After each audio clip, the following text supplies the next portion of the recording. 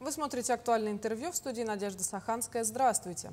О пенсионном обеспечении пенсионеров, проживающих в районах Крайнего Севера и приравненных к ним местностях, мы поговорим сегодня. Какие виды пенсий существуют, какие есть льготы у пенсионеров-северян. Гости нашей студии Марина Герман, управляющая отделением Социального фонда России по Республике Саха. Марина Евгеньевна, здравствуйте. Здравствуйте. Ну вот нам с вами до пенсионного возраста еще далековато, тем не менее расскажите, на что можем рассчитывать? Расскажу вкратце, какие виды пенсий существуют. У нас по законодательству существует страховая пенсия, государственная пенсия, социальная и накопительная. Страховая пенсия – это у нас как бы основная пенсия, ее получают по потере кормильца, по старости, по инвалидности. На нее могут рассчитывать граждане, которые осуществляли свою трудовую деятельность, отчислялись взносы за их трудовую деятельность работодателям и которые достигли пенсионного возраста, если говорить по старости. Если говорить про государственную пенсию, то эта пенсия положена особой отдельной категории граждан. Это, например, военнослужащие, государственные служащие, также летчики-испытатели, ну и там ряд других категорий. Также по государственной пенсии выплачивается и по старости, и по инвалидности, и по потере кормильца. Вот что касается социальной пенсии, государство выплачивает, если у гражданина вообще не было трудового стажа, если по старости, то и пенсия это наступит, выплата этой пенсии будет производиться только при наступлении 70 лет. Ну а накопительная пенсия, она назначается пожизненно, если не было единовременной выплаты накопительной пенсии, и она выплачивается ежемесячно. Также можно участвовать по накопительной пенсии в случае использования материнского семейного капитала и если участвовать в программе софинансирования своей пенсии. Ну вот вкратце так. Да, ну на выплаты можно рассчитывать, там ведь надо еще какие-то баллы копить, если не ошибаюсь. Да, вот в целом, если говорить про условия выплаты пенсии по старости, то, конечно же, там должно быть 3 условия. Это выработанный стаж общий, например, для женщины это 20 лет общего стажа, 15 лет работы в районах Крайнего Севера и, как вы правильно сказали, 30 баллов – это индивидуальный пенсионный коэффициент, который требуется для выхода на пенсию. Немножко поясню, потому что индивидуальный пенсионный коэффициент, он зависит от выплаты страховых взносов, от уплаченных страховых взносов работодателям, и за каждый год выплаченных страховых взносов, конечно же, накапливаются пенсионные баллы. И чтобы отслеживать эти пенсионные баллы, можно заходить в личный кабинет и смотреть. Для корректировки можно подходить в клиентскую службу через МФЦ, либо в личном кабинете. Хорошо, давайте теперь тогда про Крайний Север. Минимальный стаж 15 лет, общий трудовой. А как пенсия, по каким коэффициентам там рассчитывается? Значит, есть ряд льгот. Например, у нас мамочки, которые имеют 2 детей, они могут выйти в 50 лет. То есть там не будет отложенного периода выхода на пенсию. Например, женщина 1971 года рождения, имеющая 1 ребенка, выходила на пенсию в 2024 году, а женщина, которая имеет 2 детей, она вышла на пенсию в 50 лет. Вот у нее такой льготный стаж. Есть еще льготы для граждан, которые работают во вредных условиях, сложных условиях. Мы их называем, это перечень, они поименованы в списке 1, в списке 2, то есть это существует такой перечень должностей, профессий и условий труда, которые позволяют выйти на льготную пенсию. Ну и если говорить про районы Крайнего Севера, то у нас малочисленные народы Севера, они могут также рассчитывать на льготную пенсию. Женщины и постоянно проживающие вот в тех местах обитания, это оленеводы, рыбаки, охотники, ну и женщины, соответственно, выходят на пенсию в 45 лет женщины и в 50 лет мужчины, то есть фактически на 10 лет раньше, чем по общему принятому порядку.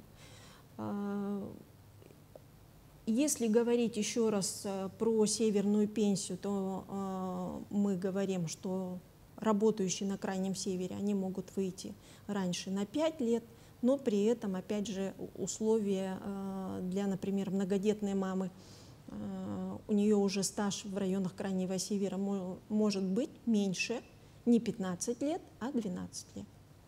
Ну тоже все-таки существенная разница. Конечно. А ведь бывает же так, что приехал на Крайний Север специально подзаработать, получил северную пенсию, а потом уже в возрасте уезжает куда-то там, в центральную Россию обратно. Вот как тут будут выплаты происходить?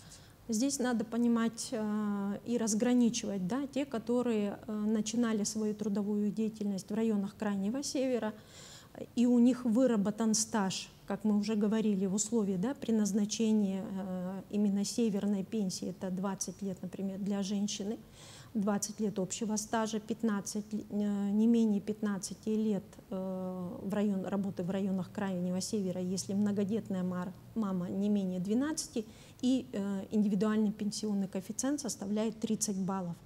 При выезде за пределы, при достижении возраста, да, при выезде за пределы республики, конечно, они могут получать свою северную пенсию, но в пределах 1,5 коэффициента. То есть если проживали, например, в Мирном и переехали в Новосибирск, да, или в Санкт-Петербург, то коэффициент в Мирном был 1,7, пенсия была назначена с учетом районного коэффициента в Мирнинском районе, и когда переезжают, то можно увести, так называемый, да, вывести коэффициент только 1,5. Вот при этих условиях. Но при этом есть льготы для северян, которые переезжают из районов Крайнего Севера. Оплачивается проезд на постоянное место жительства, оплачивается, возмещается, компенсируется стоимость проезда билетов, смотря каким видом транспорта, и предъявляется по месту нового жительства, обращаются в клиентскую службу. То есть это право и льгота такая, да, когда переезжают с места жительства из районов Крайнего Севера. А так, если говорить о льготах, которые положены нашим северянам, у нас пенсионеры пользуются проездом 1 раз в 2 года, можно получить как талоны, так и подать на компенсацию по приезду, когда уже за свои деньги приобретались билеты, и подать на возмещение. А вот как вообще узнать такой потенциальный размер пенсии? Это к вам надо в соцфонд приходить, чтобы там рассчитали? Первоначально централизованно у нас система работает таким образом, что мы ведем оценку пенсионных прав, проводим заблаговременную работу, и мы видим по периодам, по дате рождения, когда предпенсионеры уже готовятся к своему выходу на пенсию. Централизованно отправляются уведомления о всех имеющихся периодах работы, да, и как раз-таки с указанием индивидуального пенсионного коэффициента. И уже далее вот эта работа постоянная проходит на протяжении 5-3 лет с потенциальным получателем пенсии, и ведется корректировка. Также эту корректировку можно сделать запрос, чтобы посмотреть, да, учлились все периоды стажа, заработная плата, и посмотреть как раз-таки коэффициент, баллы через портал государственных услуг. Также можно записаться через клиентскую службу. А вот с начала августа еще и перерасчет сделали, но работающим пенсионерам. Работающим пенсионерам, да, сейчас будет у нас по работающим пенсионерам, у них индексация будет в начале года проходить, да, и в 2025 году, как традиционно уже ежегодно ранее проходила, индексация по уплаченным страховым взносам в 2024 году, когда работодатель, я уже говорила, да, что отчисляет страховые взносы. И по итогам 2024 года у каждого эта прибавка составляет индивидуальную сумму. То есть в зависимости от тех страховых взносов, которые уплатил работодатель. А так порядка 94 тысяч наших граждан, пенсионеров, которые трудятся, осуществляют свою трудовую деятельность, осуществлена индексация. Но они эту выплату получат в августе или уже в сентябре?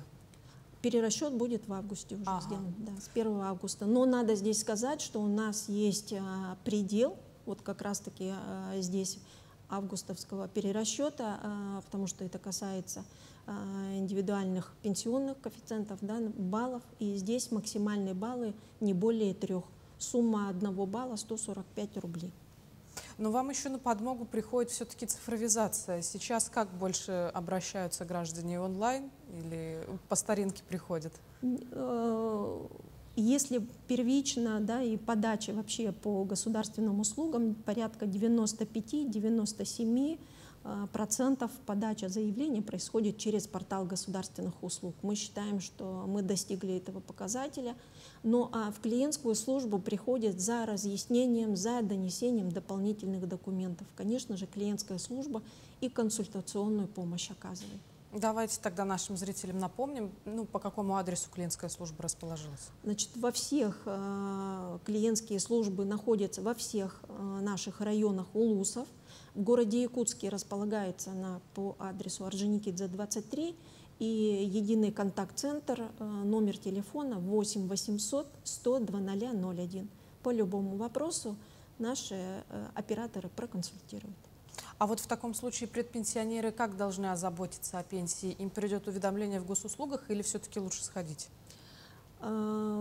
Лучше проявить инициативу и сначала сделать запрос у себя в личном кабинете, посмотреть, да, все ли периоды учтены. И еще раз говорю, акцент делаю на своем индивидуальном пенсионном коэффициенте, потому что это играет большую роль для назначения. Для назначения пенсии требуется соблюдение 3 условий, да, еще раз их назовем. Это выработка общего стажа, это работа в районах Крайнего Севера и индивидуальный пенсионный коэффициент. То есть при соблюдении этих всех 3 условий тогда уже гражданин может рассчитывать на назначение пенсии. Ну вот здесь инициатива какая должна исходить? 1 года будет достаточно или… Да, 1 года будет достаточно для того, чтобы скорректировать. Но опять-таки нужно прийти заблаговременно, а не тогда, когда уже исполнился по возрасту, да, пенсионный возраст. Бывает у нас такие, что забывают, нужно подать заявление. Еще раз хочу для всех зрителей сказать, что назначение пенсии – это заявительный характер носит, и обязательно нужно подать заявление как на назначение пенсии, так и на способ получения. У нас 2 способа получения – это через кредитные учреждения и через почтовое отделение. Большое спасибо, Марина Евгеньевна, за разъяснение. Приходите к нам еще, будем рады видеть вас в нашей студии. Напомню, вы смотрели актуальное интервью. До встречи в эфире.